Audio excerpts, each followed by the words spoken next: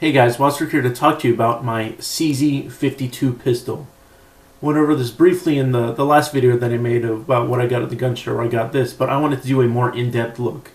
Now this is a CZ-52 as used by the Czechoslovakian military from the early 1950s up until the 1980s when it was replaced by the CZ-52.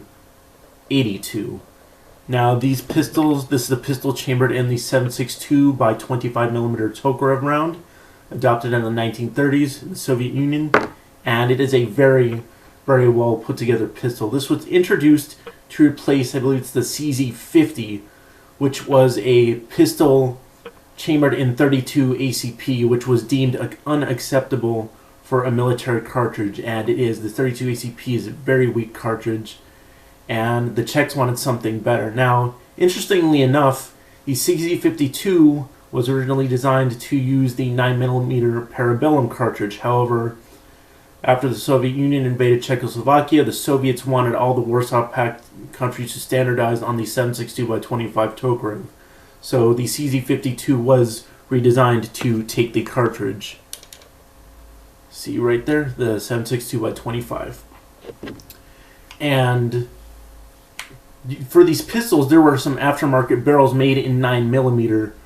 I heard you can still find them. They'd be really expensive. Basically, for the price that I'd pay for one of those, I might as well just buy a new production M70. So if I find one for the cheap, maybe we'll get that. But anyways, so these were made from 1952 to 1954. I have one that was made in 1953. And as you can see from the absence of any other markings, this was not re-arsenaled or remanufactured in the early 80s like a lot of pistols were. And this appears to have a very dark finish, where some of the pistols you see have a lighter finish. It's got these very nice Bakelite grips, and it's a rather chunky grip pistol, but I love it. It has a nice grip in your hands. It's not too bad. Now, with this pistol, I was originally hesitant to get it a while back. I got the Tokarev instead, because I heard that the grip being very wide, it was uncomfortable. But the grip actually is perfect. It's kind of like a Beretta M9, except a little slimmer. So it's not too bad. And just this pistol has a lot of great features. It's got a nice grip. It has an enlarged trigger guard, so you can shoot it while wearing gloves. That is one of the things about the Tokarev that bothered me, is that it's a pretty tight fit in there when wearing gloves. And this is a very simple, well-made pistol. Let's go ahead and do some field stripping here. And magazine is a heel release type, as found in the Walther P38 and the Makarov pistols. So you just push back on this lever, and then the magazine pulls out. I've heard that this style of release was used so soldiers would retain their magazines instead of just discarding them. Requires a little bit more care, and takes some getting used to, but I find it's not actually all that bad. And this is probably the only pistol that I'm ever gonna own. I mean, my wife will only let me own one handgun at a time, so I don't know, I like it. So, but in order to field strip, there are these two protrusions right here. You pull down, pull back slightly back on the barrel, and then it lifts out. Extremely, extremely simple. That's one of the things I love about this pistol. It's just basically two pieces, unlike the Tokarev, where you have to remove there is a retaining pin that you have to remove a little clasp, and then you have to remove the slide stop. And I find the slide stop is a piece that could be easily lost. So this is definitely cool. And basically, this is the only thing that you need to deal with field stripping. You don't need to deal with the hammer or trigger group, like the Tokarev, which those come out pretty easily, and you can lose that. And then you just have the barrel. Now this is a roller locked pistol. The locking function is done by the two rollers to make sure the gun is locked and safe to fire. Let me see. The magazine right here, you can see. Let's see how the rollers function. Oh, other way. Whoops. see if I can get this in frame. We'll do it like that. So while the pistol unlocks with these rollers, they go forward. I don't know if you can see it right there. Yeah, they move forward, and then the pistol locks when they go back into position. And interestingly enough, you use the magazine on the CZ-52 as a disassembly tool. You hook it into this little notch where the rollers are, and then you just pull back and up. And you've got your recoil spring and your barrel assembly with the rollers. Now, I've seen some aftermarket rollers that are made of hardened steel.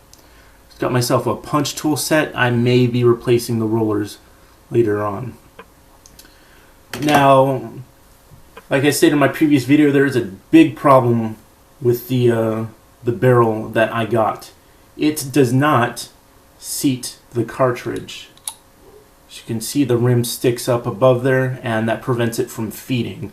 So, what I did is I went online and I ordered a new barrel group assembly from Apex Gun Parts. It includes the barrel, the cam, and another set of rollers. I was thinking about taking it to a gunsmith, but it would have ended up being probably right around the same price, and then there would be no guarantee that the pistol would function as intended.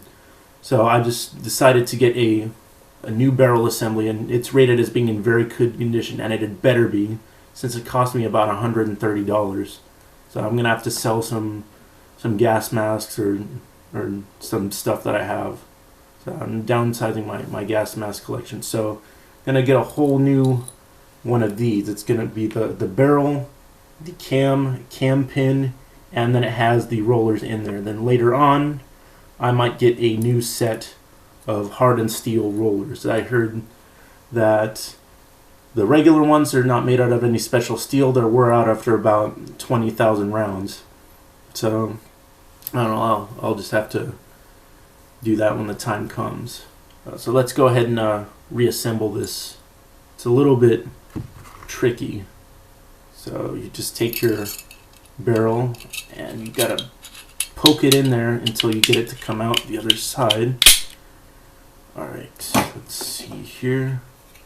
You just gotta pull forward enough for the rollers to clear the channel, and then you just release, and then there you go, boom. Extremely simple, a lot less steps than with the Tokarev pistol, where you have to rotate the barrel bushing out, and then it's just a little bit more of a hassle. And with this, all that you need to do to reassemble it is you just line up the grooves on the slide, and that is it. You don't have to put in a slide stop or anything. All you do is you just line it up, and then you snap it down into place, and then you just pull back slightly in order to make sure that it's securely on there. That is one thing I love about this pistol. It is even simpler than the Tokarev, but it is manufactured to a much higher standard. Let's go ahead and just decock it. So it's just a very cool pistol. I love the Bakelite. It's very retro. This pistol still kind of looks futuristic in a way. It's very slim, very, very sexy, and just very cool. There's the lanyard loop on the bottom here. Don't know if I'm actually going to use that with the lanyard, but it's just something that's really neat. It's a feature of European style pistols. So it's a little swiveling lanyard loop, and just very cool. Now, what really upset me about this particular gun was that I got a bad barrel when the numbers actually matched. The barrel and the receiver match. So I don't know if you can see the numbers there. It's even got the military acceptance stamp, which is extremely unusual given that the chamber is too small. So there's the RID is the military acceptance mark. Then you can see on the barrel, it's got the same matching numbers, and then it's got a further proof mark with the Czech crossed swords like on my Czech M52 helmet. So just gotta wait for that barrel assembly to come in. Hopefully it works. If it doesn't, I'm going to be very, very upset. But I am still nevertheless very happy with this awesome piece of Cold War history, and it's a very, very good pistol. So I'm just gonna go over what I got in the previous video, just the stuff that came with it. I got a lanyard, a very nice leather lanyard. And I got this lovely leather ammunition holster, or excuse me, pistol holster. And it came with a cleaning rod and then a spare magazine. Now this is from the original run of holster, and I can tell this pistol was not refurbished or remanufactured, due to the fact that not only are there no other marks on the gun other than the manufacturing mark of 1953. The Czech military refinished or rebuilt a lot of these guns in the early 1980s. The holster is a very light tan leather. When the pistols were refurbished in the 80s, the holsters were dyed a more dark brown, similar to the color that you find on the regular Tokarev pistol holster. So very lucky that I was able to get an original holster, and it might even be the original holster that came with the gun. So just gotta get this thing fixed, get the new barrel assembly, maybe sell the old one for 25 bucks as a blank or something after I take the rollers out, and then when I get the opportunity, take this thing out and shoot it. So other than the barrel issue, I'm very happy with this pistol. And as one final thing, just wanted to go over the safety system on this pistol, which is fantastic compared to the Tokarev that I had. The M57, originally the Tokarevs, they did not have a safety. In order to put it on safe, you had to put it on half cock. Now the one that I had an aftermarket safety installed for it to be imported into the United States, and it looked really ugly and it was really tacky. And I could have removed it, but it would have just left a hole in the receiver. So, but the Czech pistol has a very nice 3-position safety. So the center position here is safe.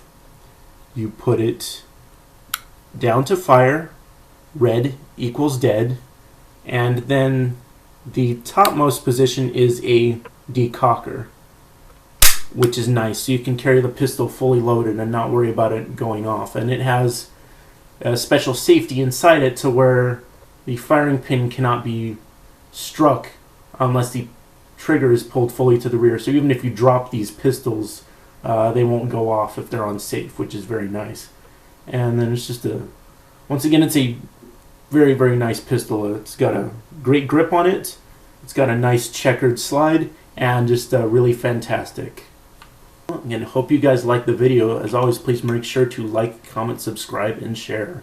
Thanks for watching.